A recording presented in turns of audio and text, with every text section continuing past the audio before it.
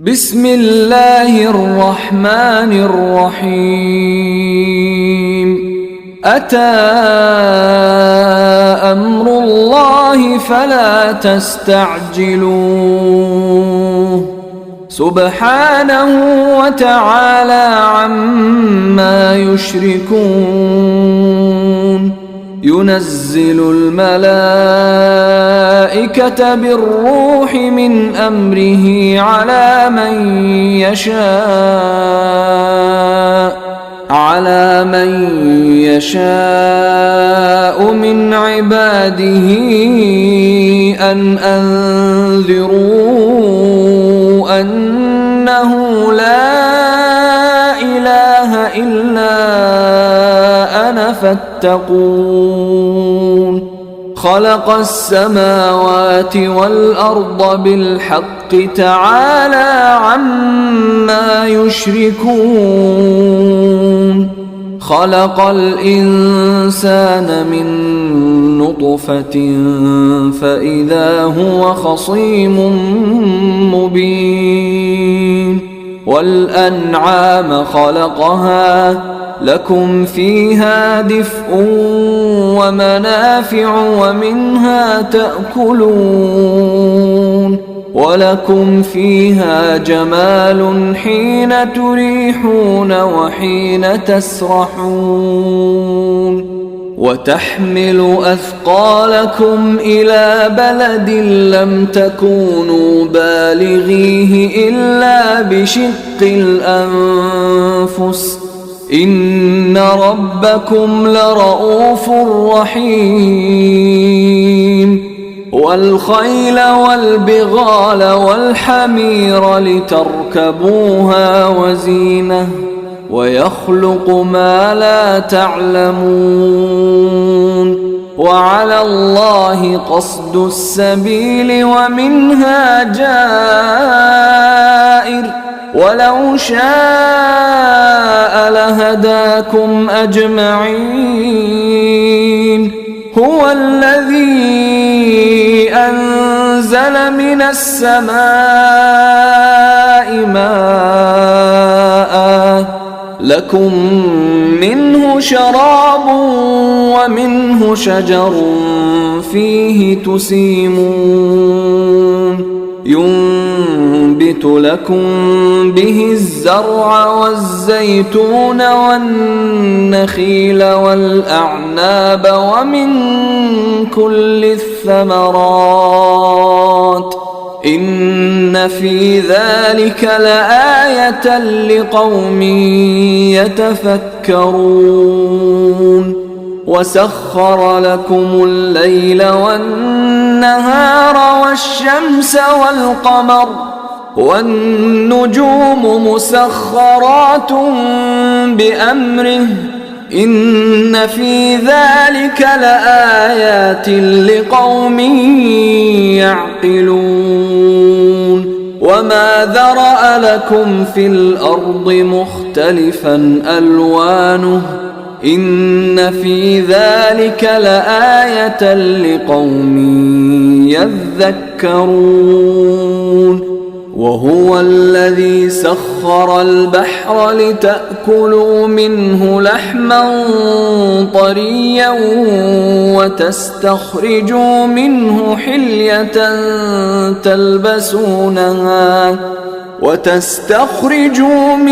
حلية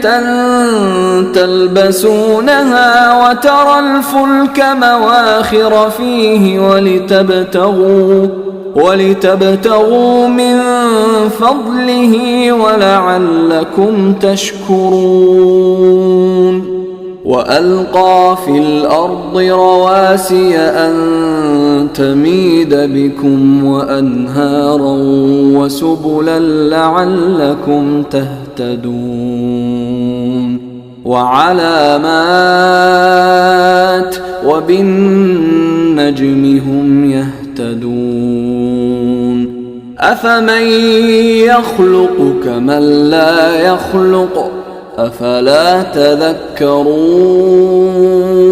وإن تعدوا نعمة الله لا تحصوها إن إن الله لغفور رحيم والله يعلم ما تسرون وما تعلنون والذين يدعون من دون الله لا يخلقون شيئا وهم يخلقون أموات غير أحياء وما يشعرون أيان يبعثون إلهكم إله واحد فالذين لا يؤمنون بالآخرة قلوبهم منكرة وهم مستكبرون لا جرم أن الله يعلم ما يسرون وما يعلنون إنه لا يحب المستكبرين وإذا قيل لهم ماذا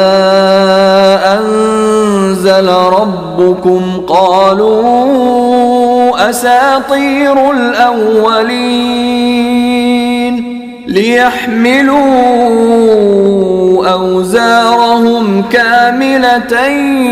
يوم القيامة ومن أوزار الذين يضلونهم بغير علم ألا ساء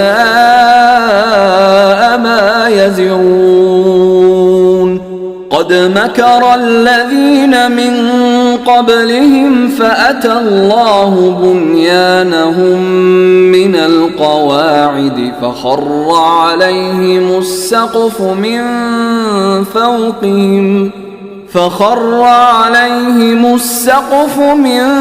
فوقهم وأتاهم العذاب من حيث لا يشعرون ثم يوم القيامة يخزيهم ويقول أين شركائي الذين كنتم تشاقون فيهم قال الذين أوتوا العلم إن الخزي اليوم والسوء على الكافرين الذين تتوفاهم الملائكة ظالمي أنفسهم فألقوا السلم ما كنا نعمل من سوء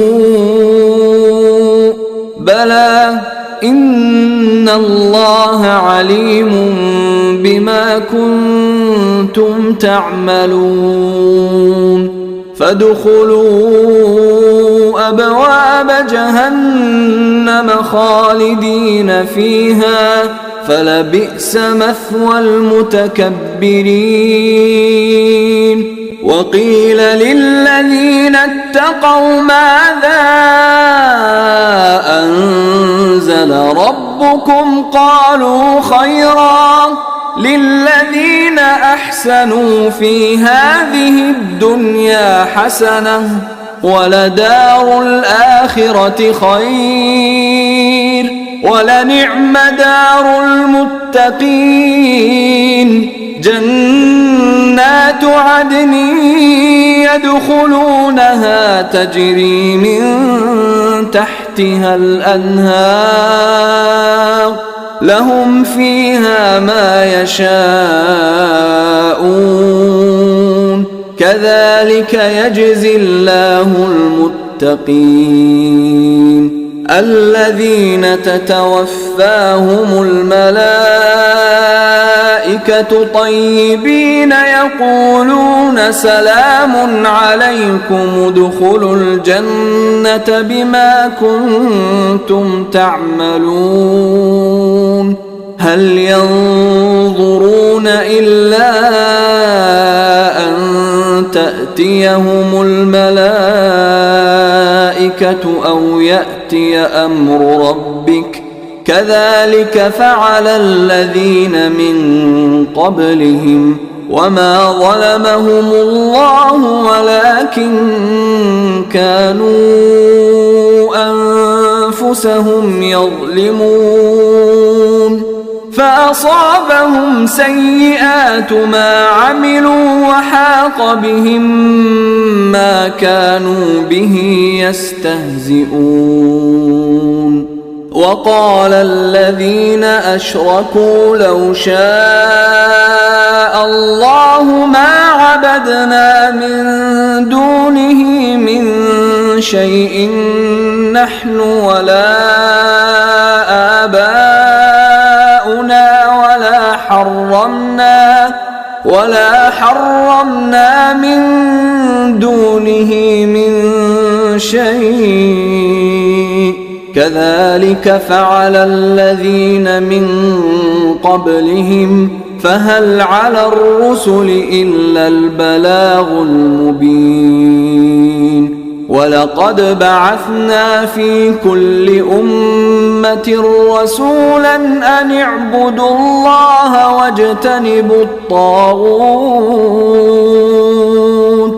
فمنهم من هدى الله ومنهم من حقت عليه الضلالة فسيروا في الأرض فانظروا كيف كان عاقبة المكذبين إن تحرص على هداهم فإن الله لا يهدي من يضل وما لهم من ناصرين وأقسموا بالله جهد أيمانهم لا يبعث الله من يموت بلى وعدا عليه حقا ولكن أكثر الناس لا يعلمون ليبين لهم الذي يختلفون فيه وليعلم الذين كفروا أنهم كانوا كاذبين إنما قولنا لشيء إذا أردناه أن نقول له كن فيكون والذين هاجروا في الله من بعد ما ظلموا لنبوئنهم في الدنيا حسنة ولأجر الآخرة أكبر لو كانوا يعلمون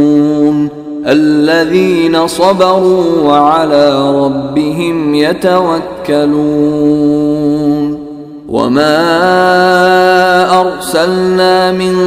قبلك إلا رجالا نوحي إليهم فاسألوا أهل الذكر إن كنتم لا تعلمون بالبينات والزبر وأنزلنا إليك الذكر لتبين للناس ما نزل إليهم ولعلهم يتفكرون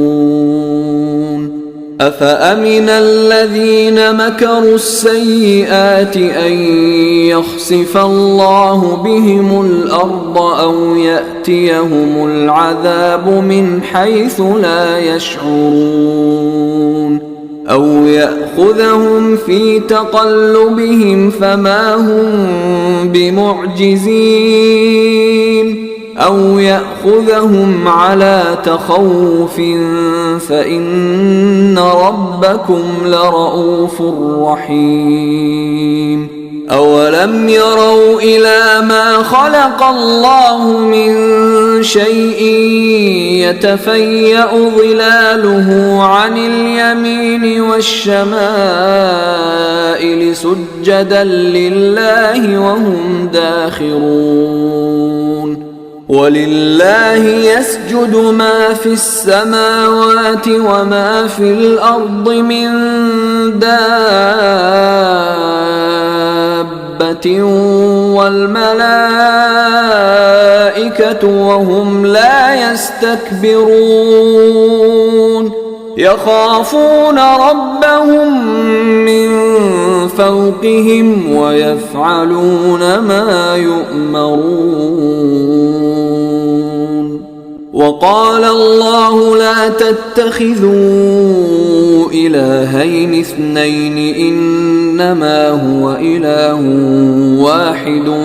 فإياي فارهبون. وله ما في السماوات والأرض وله الدين واصبا أفغير الله تتقون. وما بكم من نعمة فمن الله ثم إذا مسكم الضر فإليه تجأرون. ثم إذا كشف الضر عنكم إذا فريق منكم بربهم يشركون ليكفروا بما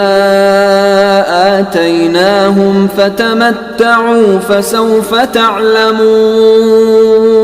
ويجعلون لما لا يعلمون نصيبا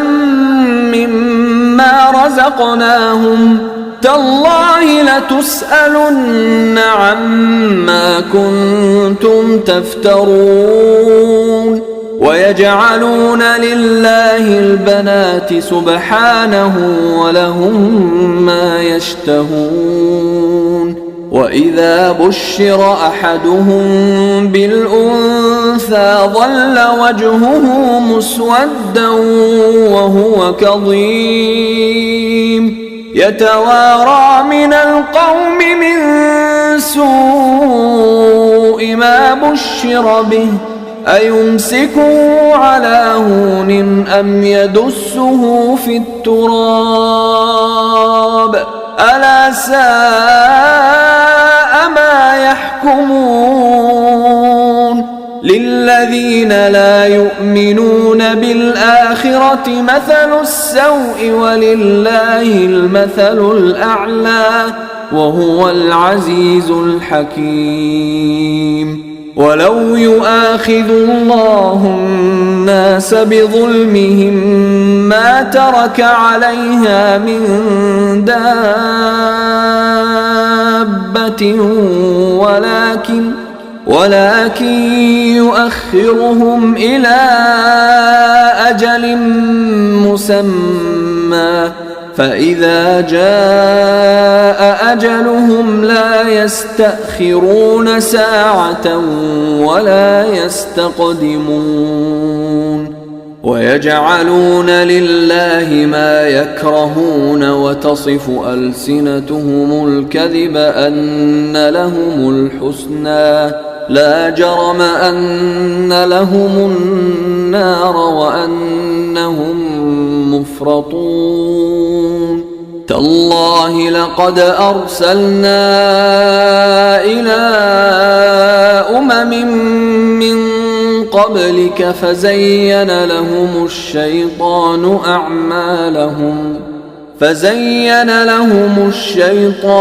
أعمالهم فهو وليهم اليوم ولهم عذاب أليم. وما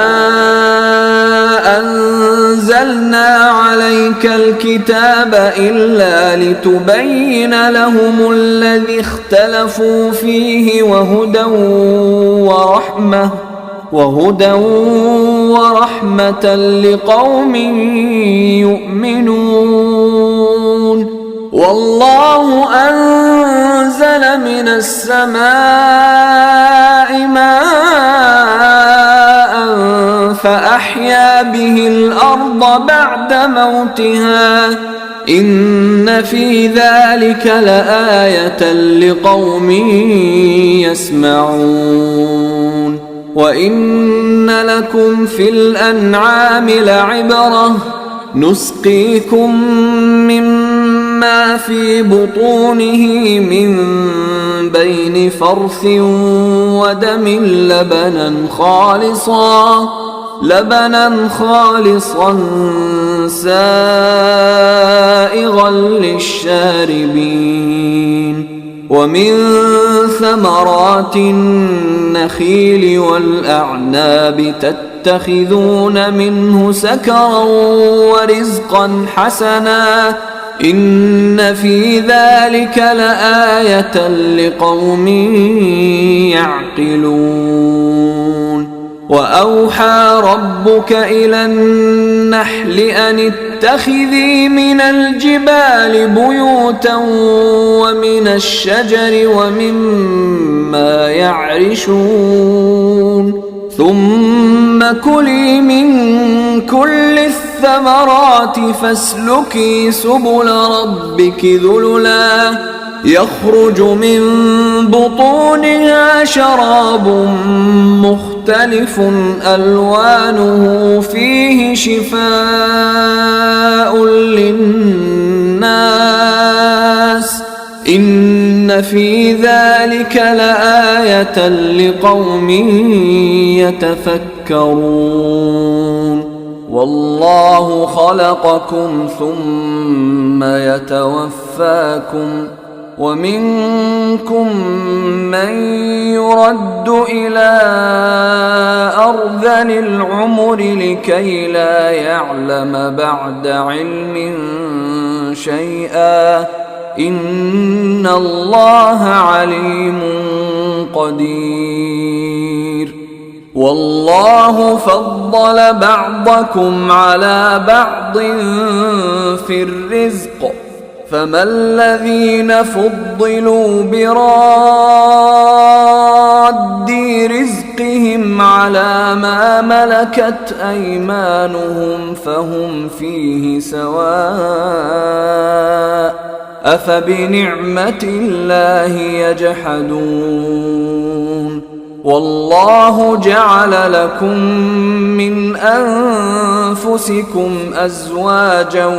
وجعل لكم من أزواجكم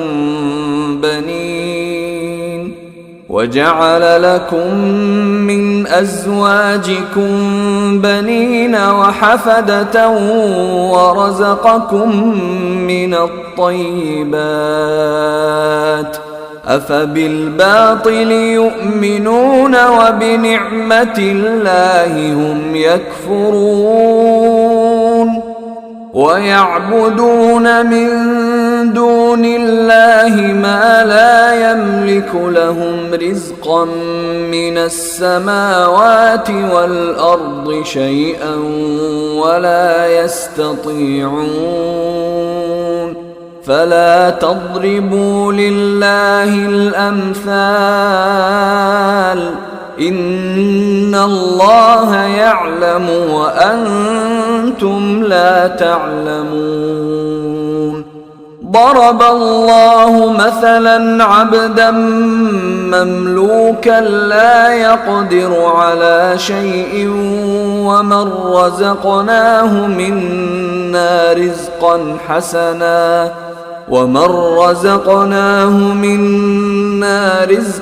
حسنا فهو ينفق منه سرا وجهرا هل يستوون الحمد لله بل أكثرهم لا يعلمون وضرب الله مثلا رجلين أحدهما أبكم لا يقدر على شيء وهو كل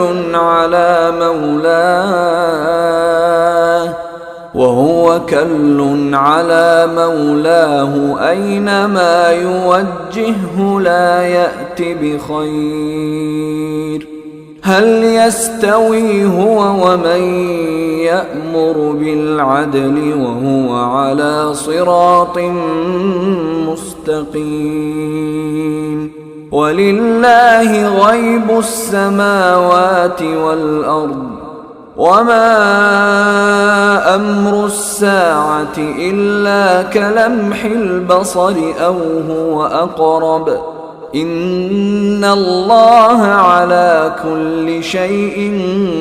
قدير. والله أخرجكم من بطون أمهاتكم لا تعلمون شيئا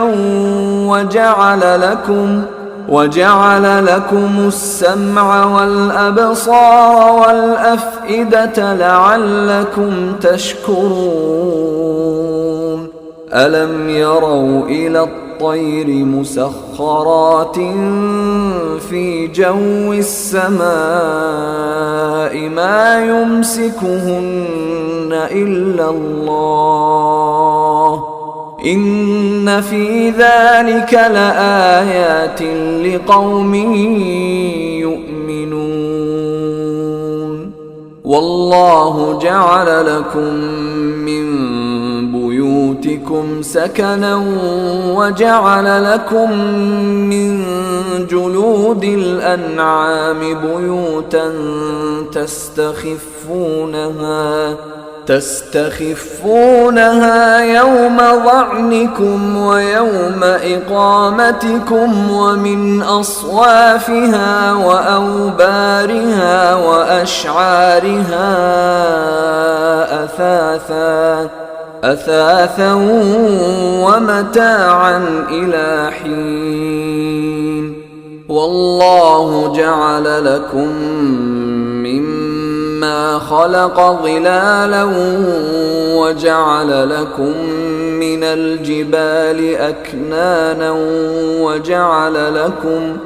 وجعل لكم سرابيل تقيكم الحر وسرابيل تقيكم بأسكم كذلك يتم نعمته عليكم لعلكم تسلمون. فإن تولوا فإنما عليك البلاغ المبين. يعرفون نعمة الله ثم ينكرونها وأكثرهم الكافرون. ويوم نبعث من كل أمة شهيدا ثم لا يؤذن للذين كفروا ولا هم يستعتبون. وإذا رأى الذين ظلموا العذاب فلا يخفف عنهم ولا هم ينظرون. وإذا رأى الذين أشركوا شركاءهم قالوا ربنا هؤلاء شركاؤنا الذين كنا ندعو من دونك فألقوا إليهم القول إنكم لكاذبون. وألقوا إلى الله يومئذ السلم وضل عنهم ما كانوا يفترون. الذين كفروا وصدوا عن سبيل الله زدناهم عذابا فوق العذاب بما كانوا يفسدون. ويوم نبعث في كل أمة شهيدا عليهم من أنفسهم وجئنا بك شهيدا على هؤلاء ونزلنا عليك الكتاب تبيانا لكل شيء وهدى ورحمة وبشرى للمسلمين. إن الله يأمر بالعدل والإحسان وإيتاء ذي القربى وينهى عن الفحشاء والمنكر والبغي يعظكم لعلكم تذكرون. وأوفوا بعهد الله إذا عاهدتم ولا تنقضوا الأيمان بعد توكيدها وقد جعلتم الله عليكم كفيلا إن الله يعلم ما تفعلون ولا تكونوا كالتي نقضت غزلها من بعد قوة أنكاثا تتخذون أيمانكم دخلا بينكم أن تكون أمة هي أربى من أمة إنما يبلوكم الله به وليبينن لكم يوم القيامة ما كنتم فيه تختلفون ولو شاء الله لجعلكم أمة واحدة ولكن يضل من يشاء ويهدي من يشاء ولتسألن عما كنتم تعملون ولا تتخذوا أيمانكم دخلا بينكم فتزل قدم بعد ثبوتها وتذوقوا السوء بما صددتم عن سبيل الله ولكم عذاب عظيم ولا تشتروا بعهد الله ثمنا قليلا إنما عند الله هو خير لكم إن كنتم تعلمون ما عندكم ينفد وما عند الله باق ولنجزين الذين صبروا أجرهم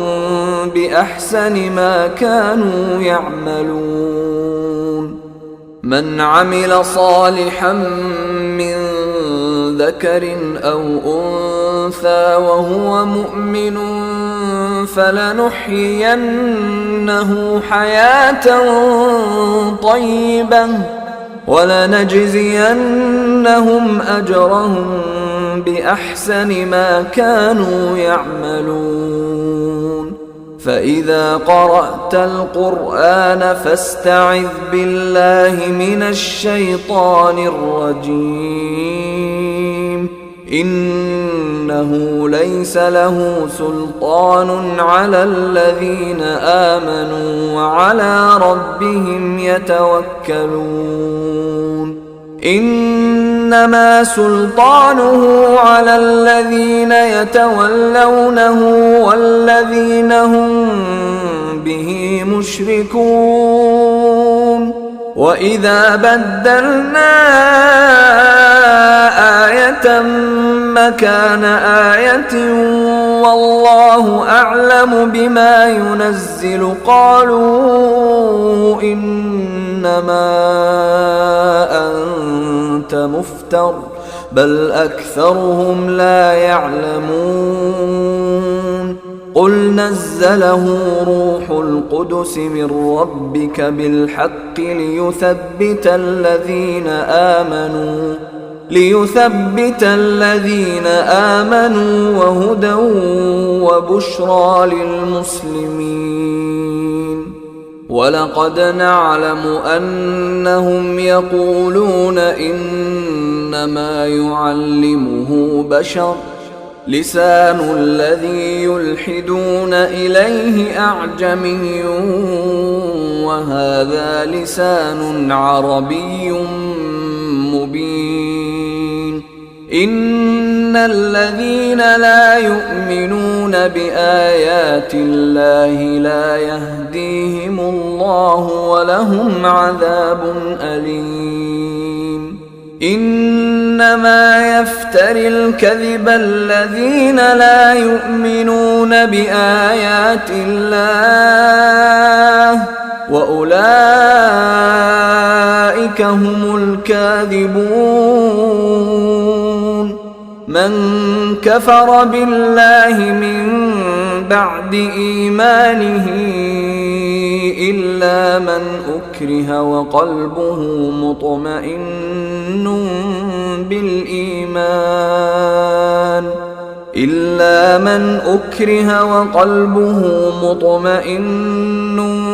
بالإيمان ولكن من شرح بالكفر صدرا فعليهم غضب من الله ولهم عذاب عظيم. ذلك بأنهم استحبوا الحياة الدنيا على الآخرة وأن الله لا يهدي القوم الكافرين. أولئك الذين طبع الله على قلوبهم وسمعهم وأبصارهم وأولئك هم الغافلون. لا جرم أنهم في الآخرة هم الخاسرون. ثم إن ربك للذين هاجروا من بعد ما فتنوا ثم جاهدوا وصبروا إن ربك من بعدها لغفور رحيم. يوم تأتي كل نفس تجادل عن نفسها وتوفى كل نفس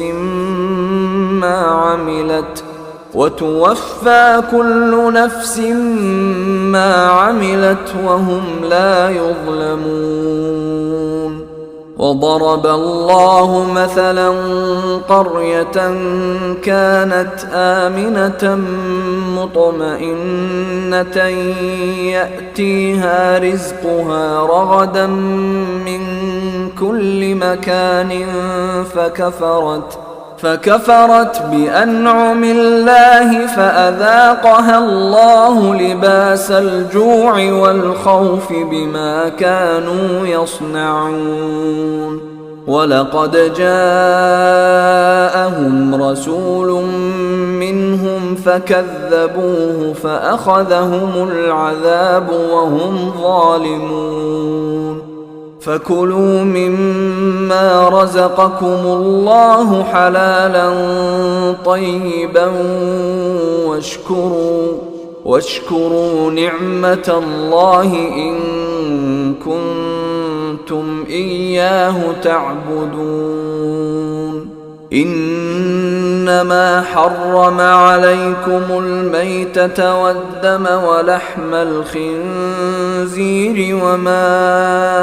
أهل لغير الله به، فمن اضطر غير باغ ولا عاد فإن الله غفور رحيم. ولا تقولوا لما تصف ألسنتكم الكذب هذا حلال وهذا حرام لتفتروا على الله الكذب. إن الذين يفترون على الله الكذب لا يفلحون. متاع قليل ولهم عذاب أليم. وعلى الذين هادوا حرمنا ما قصصنا عليك من قبل وما ظلمناهم ولكن كانوا أنفسهم يظلمون. ثم إن ربك للذين عملوا السوء بجهالة ثم تابوا من بعد ذلك وأصلحوا إن ربك من بعدها لغفور رحيم. إن إبراهيم كان أمة قانتا لله حنيفا ولم يك من المشركين شاكرا لأنعمه اجتباه وهداه إلى صراط مستقيم وآتيناه في الدنيا حسنة وإنه في الآخرة لمن الصالحين. ثم أوحينا إليك أن اتبع ملة إبراهيم حنيفا وما كان من المشركين. إنما جعل السبت على الذين اختلفوا فيه وإن ربك ليحكم بينهم يوم القيامة فيما كانوا فيه يختلفون. ادع إلى سبيل ربك بالحكمة والموعظة الحسنة وجادلهم بالتي هي أحسن إن ربك هو أعلم بمن ضل عن سبيله وهو أعلم بالمهتدين. وإن عاقبتم فعاقبوا بمثل ما عوقبتم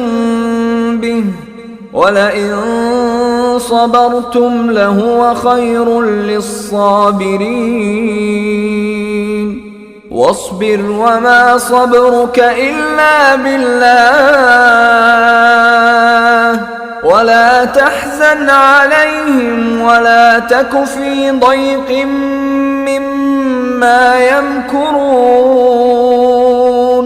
إن الله مع الذين اتقوا والذين هم محسنون.